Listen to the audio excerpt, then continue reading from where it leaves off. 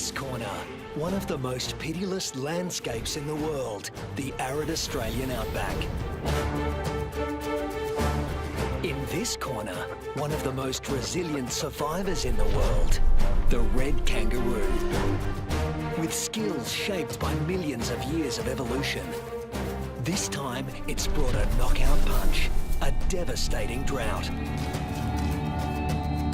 As thousands succumb to dehydration and starvation, one remarkable kangaroo may be on the ropes. Can he make it through hell on earth? Or is this one fight even the red kangaroo can't win?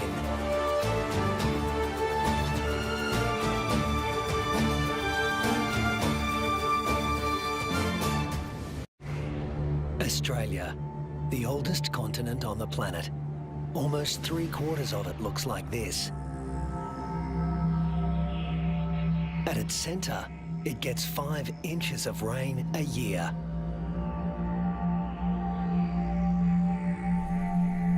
The mercury can hit 110 degrees Fahrenheit. But the hardest part for those who live here is the climate's unpredictable personality. This is a place where there are no true seasons, only moods. To make it here, you need to be able to roll with the punches and shift gears in a hurry. The acknowledged master of that art in the Australian outback is the red kangaroo, the largest marsupial in the world.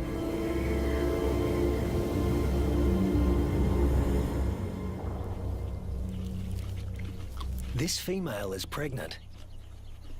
Red kangaroo females are almost always pregnant. They've evolved to adapt their reproductive systems to the unpredictable whims of the environment.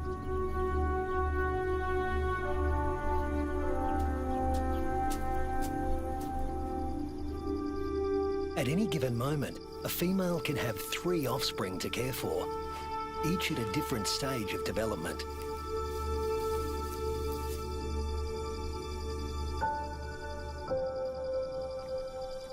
This is number 1, the peanut.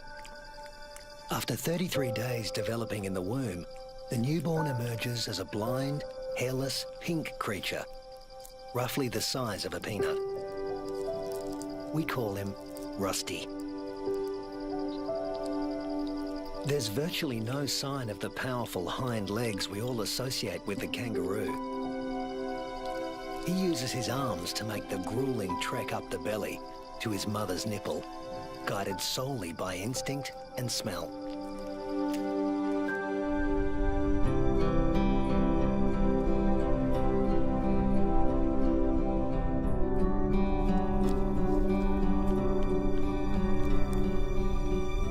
Almost immediately, the female goes into heat again, releasing hormones that stimulate ovulation.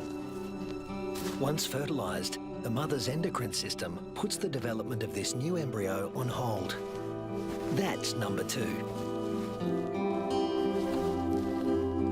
Its progress won't be kick-started again until the peanut reduces his suckling. Number 3 is the joey, who's spending some time suckling from outside the pouch and some out on his own in the big wide world.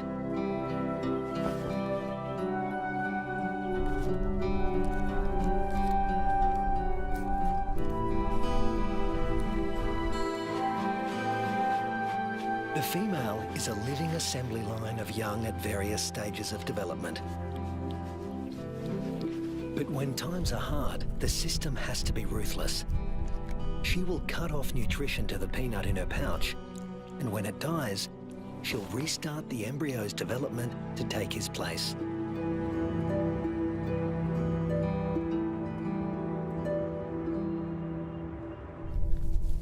Rusty's developing nicely.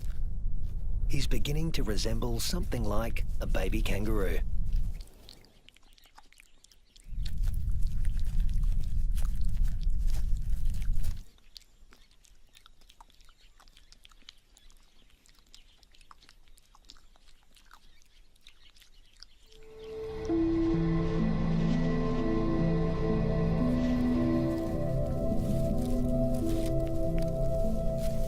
Now 3 months old, he can hear all the sounds of the world he'll soon be inhabiting. It's all so unfamiliar. It's not surprising he'd prefer to stay in the pouch for just a while longer.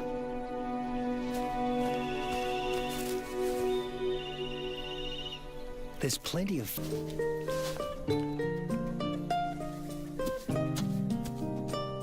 But Rusty's not the only one in the neighbourhood with a serious set of legs. An emu, the biggest native bird in Australia, announces his arrival.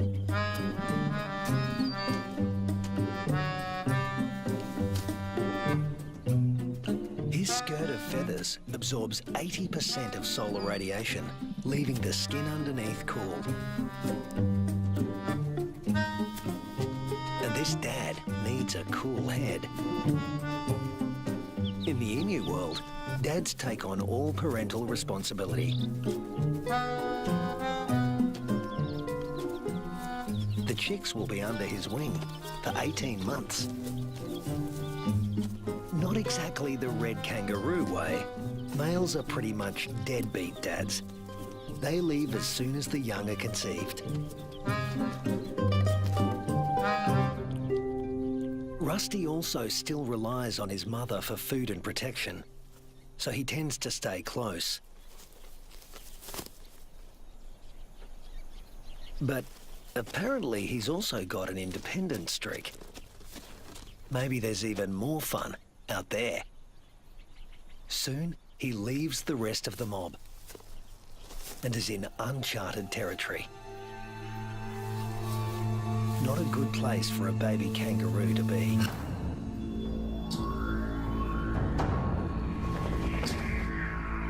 A wedge-tailed eagle, the largest bird of prey in Australia. And it likes to take young kangaroos.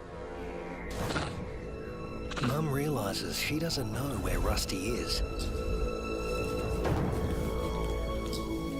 But the eagle does.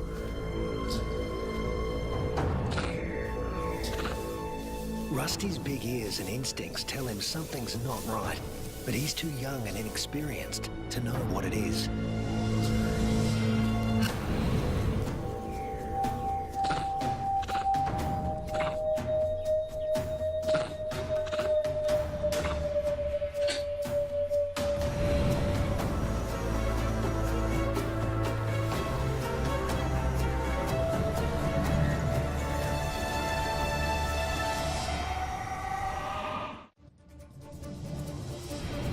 No sooner has Rusty left his mother's side than he's in trouble. With the bone-crushing power of her talons, the eagle could seize Rusty and drag him to his death. But suddenly, there's a flurry of panicked activity nearby. A rabbit is running for its life.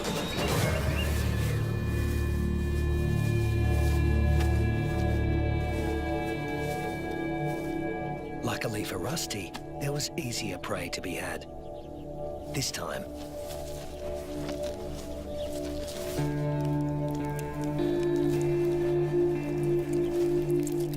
red kangaroos and wedge-tailed eagles share the same territory. And when the eagle has a chick to feed, the hunting never stops. More than 10% of the eagle's diet is kangaroo.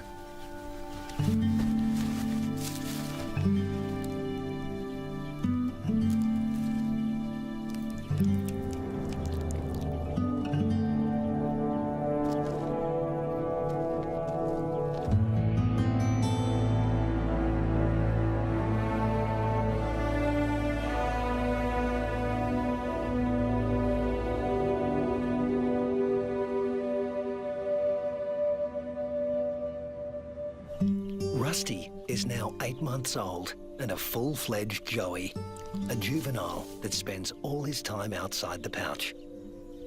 In a few months, he won't have Mum's milk to rely on anymore.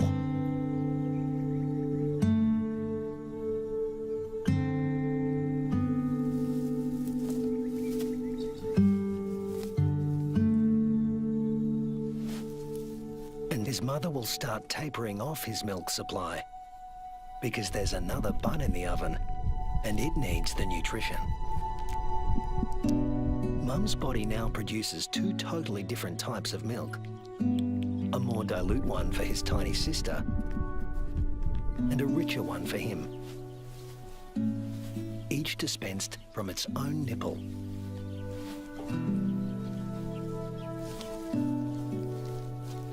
But males like Rusty are about 10% larger at weaning than the average female and are heavy drinkers.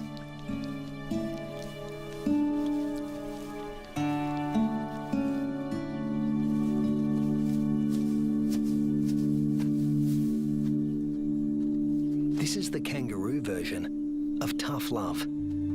Rusty's mother cuts him off completely. Her milk is needed elsewhere. And Rusty is off to explore his wider world.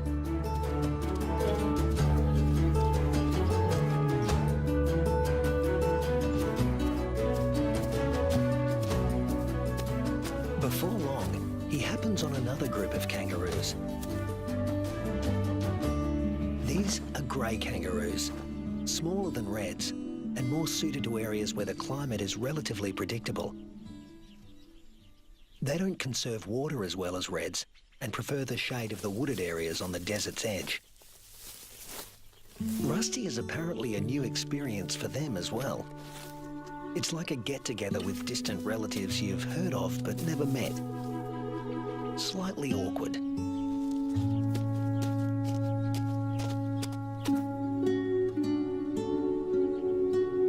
And here comes another branch of the family, wallaroos. Marsupials somewhere between red kangaroos and wallabies in size, who frequent the rocky outcrops looking for shade and water. If you live in a desert, water is a treasure, and its presence is never guaranteed. With no true seasons in this part of Australia, the only certainty is unpredictability. A waterhole is a gift from the heavens for many creatures.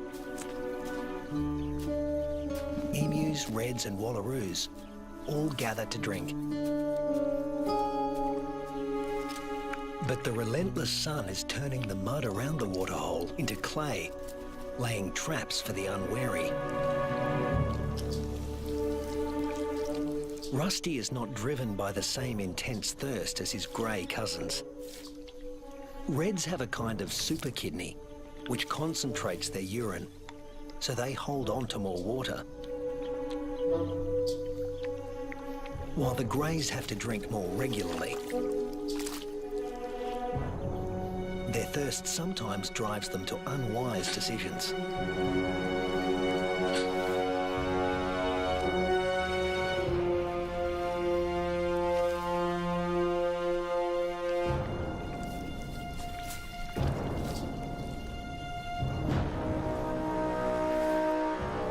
This young grey is in trouble, deep trouble, and he's drawing some unwanted attention. A dingo. Dingoes will gladly take a young kangaroo under any circumstances. A joey stuck in the mud and unable to flee, that's just too good to resist. The other kangaroos can't help him. His fate is sealed. Even at the tender age of 18 months, Rusty has the good sense to get out of Dodge in a hurry. Now he's on the road again, in search of a good meal. He's still an adolescent, and burning through energy at a faster rate than an adult.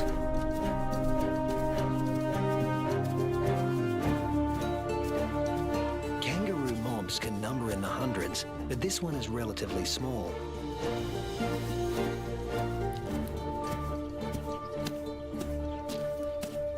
And Rusty's appearance on the scene has caught another male's attention. They're around the same size and the same age, perfect sparring buddies. Game on. But But this isn't a life or death battle.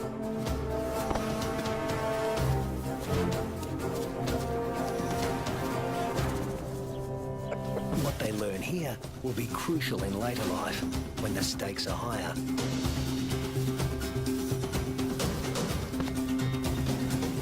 Long arms for wrestling win fights, and females want winners.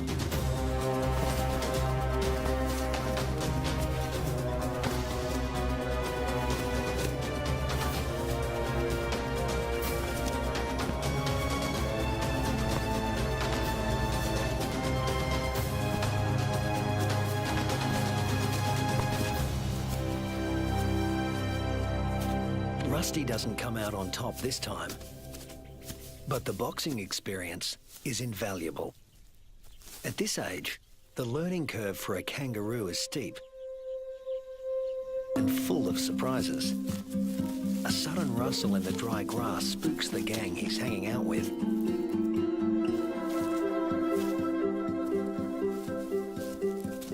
But Rusty's the curious type. A shingle-back lizard, heavily armoured and with a thick tail that looks a lot like its head. Thus its other name, the two-headed skink.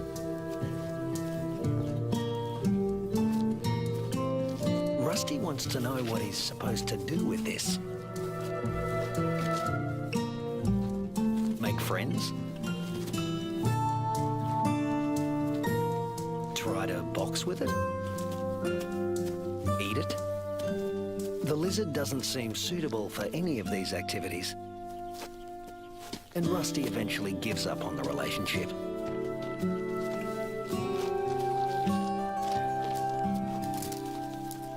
This part of the Central Australian outback has been hot and dry for weeks. The plants have been picked clean. When food sources dry up like this, red kangaroos are superbly adapted to survive. Still, even they can't live without water. But something is happening 100 miles away.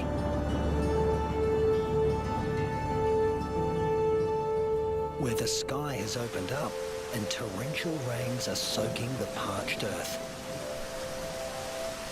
These waters will end up in the Channel Country and be funneled inland hundreds of miles away from their origin. The channels are dry now, but because the region is low-lying, they won't be for long.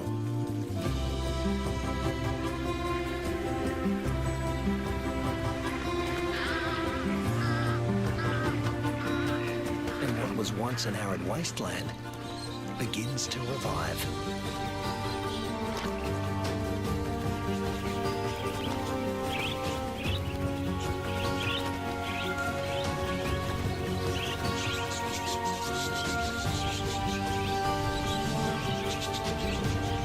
From the swirling flocks of budgerigars to the dingo mum and her pups, all are drawn to the life-giving waters. The young eagle flexes its new feathers. And a young kangaroo celebrates in her own playful way.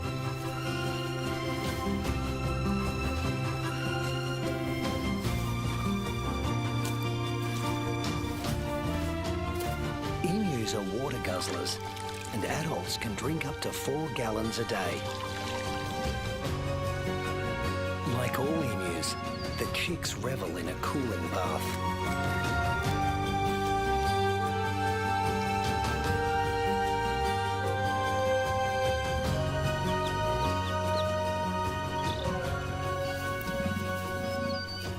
There are some 500,000 emus roaming around the outback, browsing on fruits and seeds.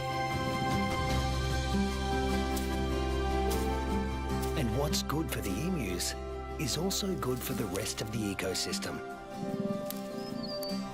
As they move through the bush, they scatter the seeds of the flowers and fruit they've eaten along the way, which will sprout and become new plants.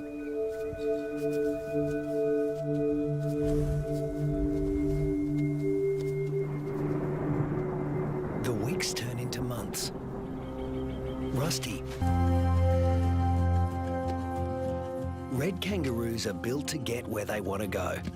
Unfortunately, sometimes, especially when they're inexperienced, they get someplace they really don't want to be.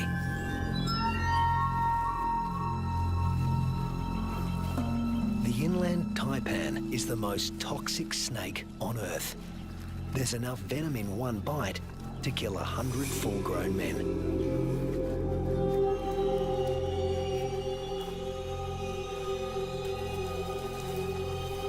And it specialises in killing mammals. The Australian desert is the kingdom of the reptiles, but kangaroos know too well to leave all snakes alone.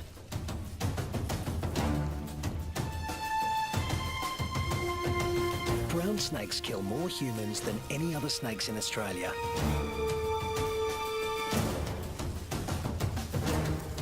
But it's not the biggest reptile in the neighbourhood.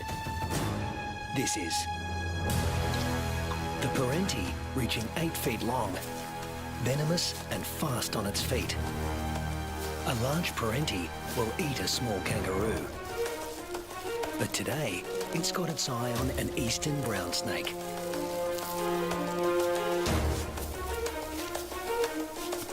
The forked tongue of the parenti follows the brown snake's chemical scent trail and leads him to an abandoned burrow.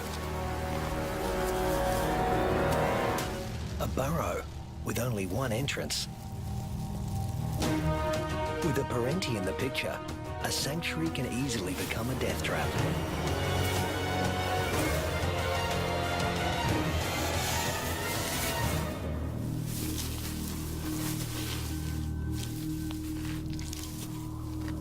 The body of one fearsome reptile disappears into the body of another.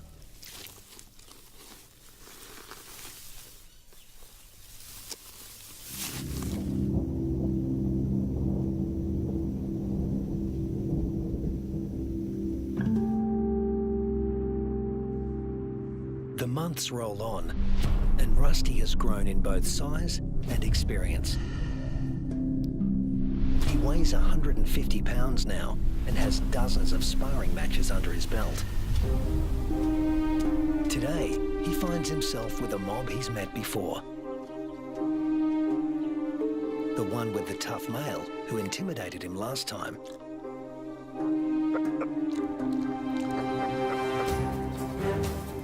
But that was 5 years ago, and Rusty's not running away this time. Each tries to attack his rival's head. Each instinctively keeps his own head back out of range. Although highly ritualized, fights between dominant males can mean a future as king or a loner, depending on the outcome. Testicles can be retracted. Don't want those damaged. Rusty, with the darker fur, is putting up a good fight, but the alpha male is more experienced.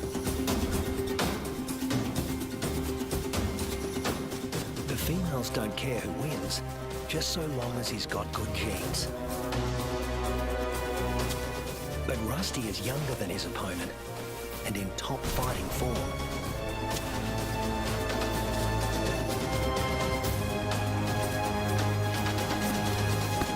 Finally, the king goes down. Now the mob is paying attention.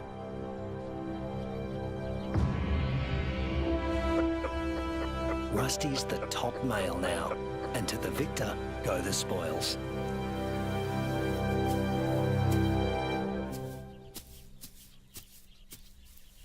His first choice is this female, though he needs to give her urine the sniff test to make sure she's ovulating.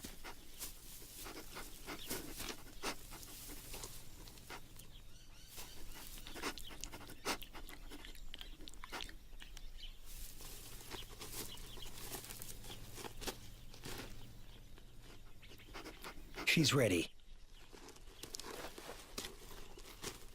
But Rusty has only a brief window of opportunity. She may only be receptive for a matter of hours. Better get to it. Mating doesn't take long, or wouldn't if there were only one female to consider. But Rusty's got miles to go before he sleeps. He's King Kangaroo now, and in addition to regular mating duties, he'll have to fend off other young roos who'd like to knock him off his throne, just as he did his predecessor. But that's not all Rusty has to worry about. The temperature is soaring and the land is drying out. Evaporation is sucking the life out of everything, flora and fauna alike. You can never tell when the weather will change, only that it will. And that's the origin of some of the red kangaroo's most amazing adaptations. They're masters of heat regulation.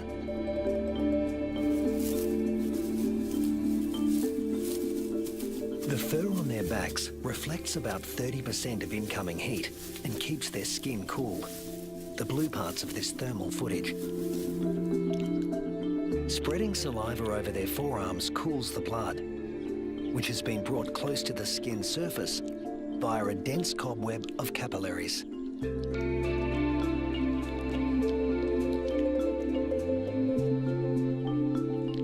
With temperatures simmering above 100 degrees for over a week, a third of the males have already become infertile. If these temperatures were to continue for 3 more months, the number would more than double. Reds defend their sperm by licking their scrotums to keep them cool. And in contrast to their battle strategy of retracting the scrotum, males let their testicles hang way down below their overheated trunks, keeping them about 7 degrees cooler than at their cores.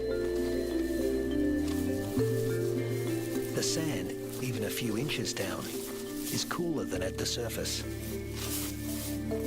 Red kangaroos dig until they reach cooler soil. And then...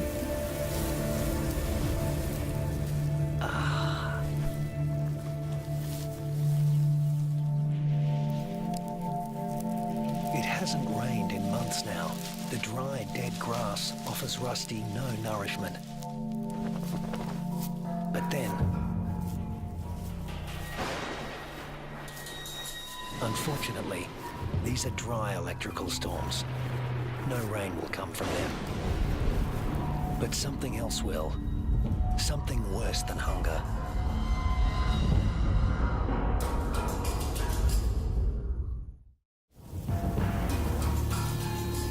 Lightning has ignited the dry grass of the outback. The kangaroos can easily outrun a grass fire. Almost 10% of arid Australia can burn like this in a single year. In a matter of hours, the fire consumes what little forage there is. Rusty has to move on. But there's really nowhere to go. Not this time. Parts of desert Australia are in the grip of a once-in-a-century drought, while heat waves smash temperature records.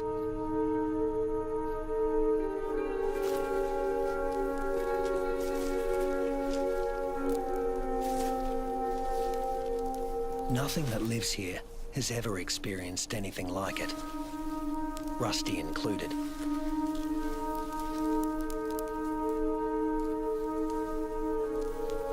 Some are suffering from severe malnutrition and dehydration.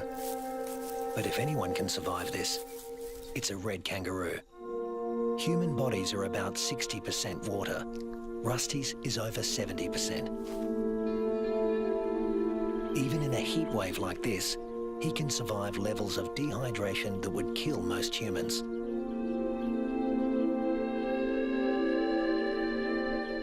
Reds only sweat when they're on the move. At rest, they pant, which uses less water than sweating. Raising their breathing rate to over 200 breaths a minute reduces their deep body temperature and cools their brains. And of course, they cover their limbs in cooling saliva. But there's a price to pay. Licking uses up precious water. If the drought continues much longer, this form of cooling will be too costly. The kangaroos stay under whatever shade they can find. When times get this tough, females switch off their milk supply. Maternal instinct is strong, self-preservation is stronger. Unweaned offspring outside the pouch are the first to die, and the young in the pouches are next. As it dies, the female reactivates her waiting embryo, but if the drought persists, it too will die, and she will stop reproducing altogether. Even Rusty, one of the strongest, is in trouble. In these conditions, the males are the first to succumb, especially the largest, who, like Rusty, need more food.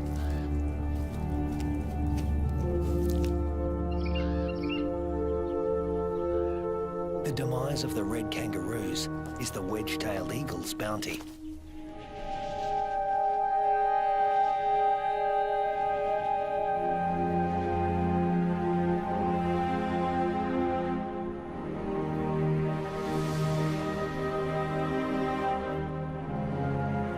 And it's not just the kangaroos that are suffering. The drought is taking its toll everywhere. Predators turn on each other to protect a tiny piece of rancid meat.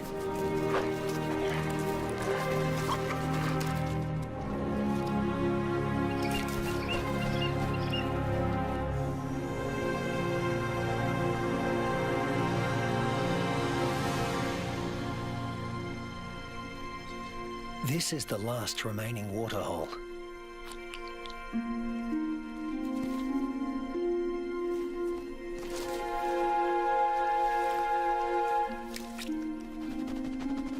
It's stagnant and salty. Ordinarily, the animals would never drink this water.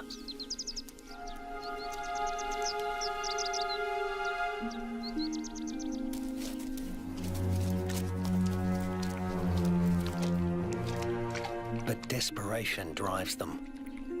The drought makes for uneasy bedfellows.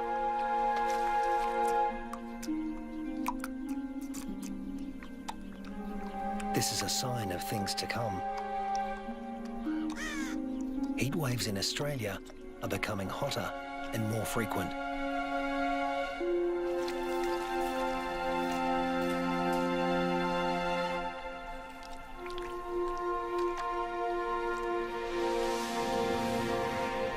The intense dry heat continues and the casualties mount. Among them are many of Rusty's offspring. In some parts of these desolate lands, drought can kill 8 out of every 10 kangaroos.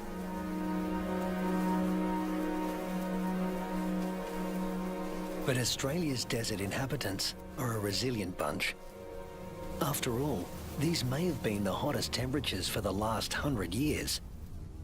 But these species have successfully weathered the climate for tens of thousands of years.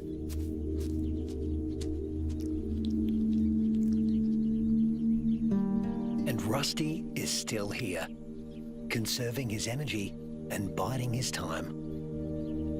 A change is going to come. It always has. After 12 months of merciless drought, the landscape is dotted with the remains of those that couldn't hang on any longer. But in the Australian outback, all bad things come to an end. Eventually.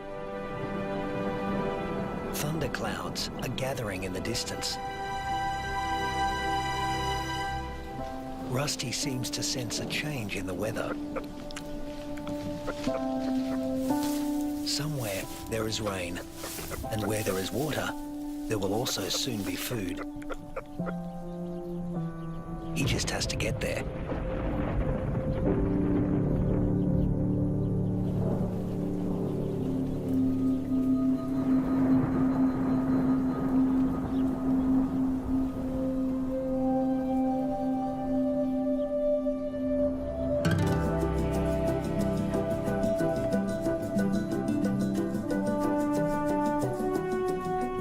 With what remains of his ebbing strength, Rusty heads in the direction of a storm.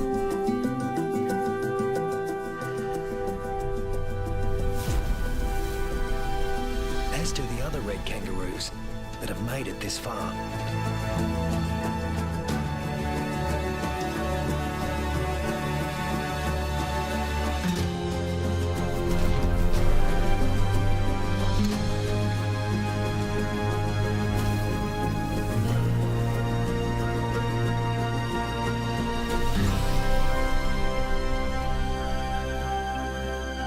When Rusty reaches the area watered by the storms, he finds a world restored by rain.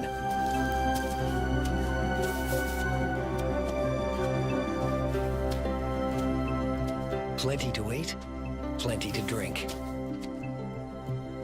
You can almost see the relief and joy in their hopping.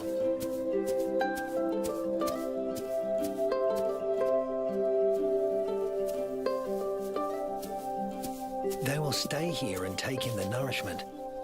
In only a few weeks, males and females will have their health restored, and soon they'll be ready to reproduce once again.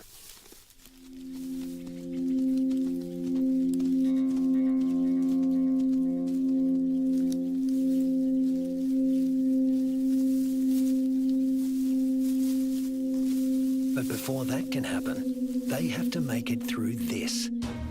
A pack of hungry dingoes.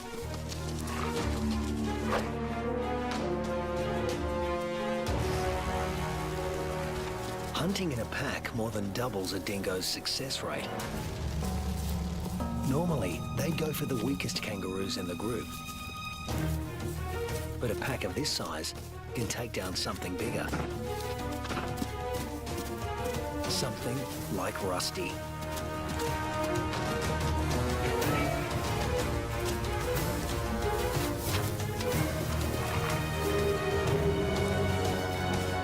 Luckily, his strength is completely restored, and he can travel at full tilt.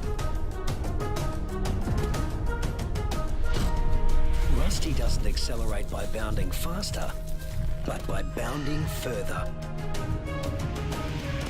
He lengthens his leaps, at times covering 25 feet in a single bound. Once he gets past 10 miles an hour, Rusty rockets along with little extra effort, while the dingo's forelegs need to move ever faster. Now hitting 25 miles an hour, Rusty's only using about half of the energy the dogs are putting in. They have no chance of catching him.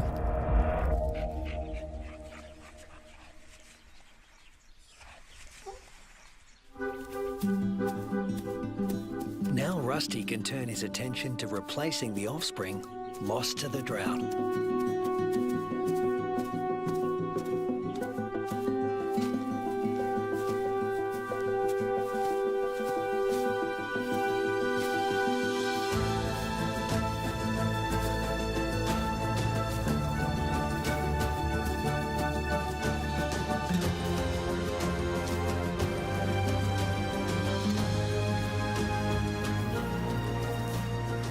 At 200 pounds, powerful, and in the prime of life, there's no question that he's the dominant male of this gang.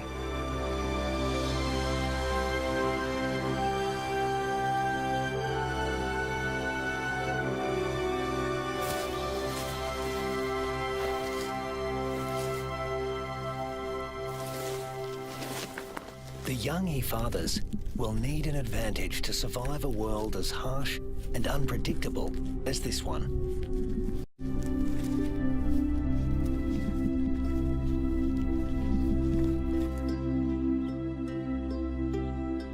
What greater advantage could there be than to begin life as the progeny of the undisputed king of the red kangaroo mob?